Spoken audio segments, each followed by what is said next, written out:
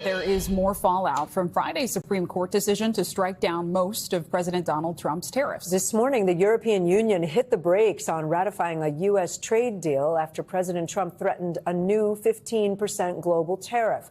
And over the weekend, multiple Democratic governors called for refunds for the billions of dollars the government collected while the tariffs were in place.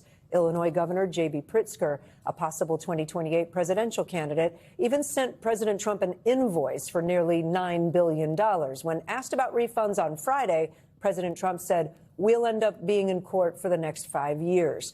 NBC News senior business and data correspondent Brian Cheung joins us now.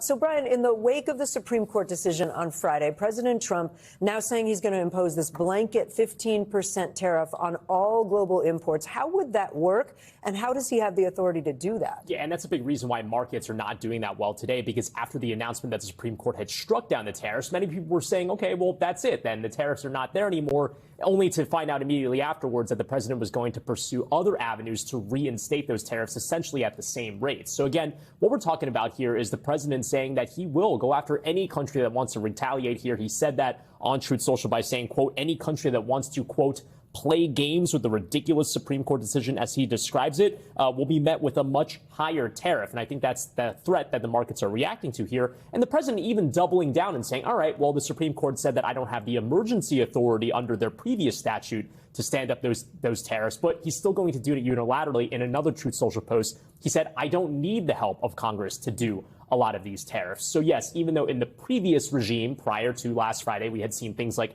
a 34% tariff on China. We had seen a 25% tariff on Canada as well as Mexico. Those are gone for right now, but the president has now reinstated this 15% tariff.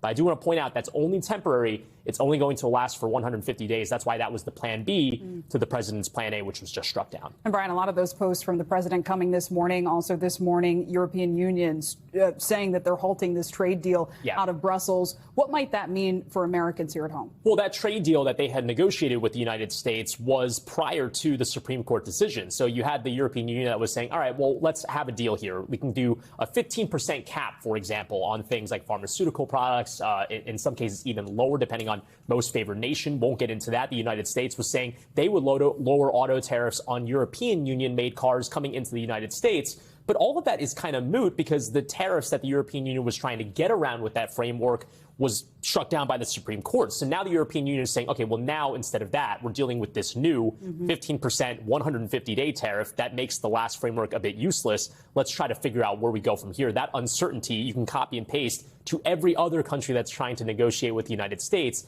That's what makes this so complicated. And I think that a lot of analysts are still trying to figure out exactly where we go from here. One JP Morgan analyst saying over the weekend that the effective tariff rate, if you take everything, is basically the same as it was even prior to the Supreme Court decision.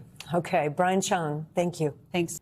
We thank you for watching. And remember, stay updated on breaking news and top stories on the NBC News app or watch live on our YouTube channel.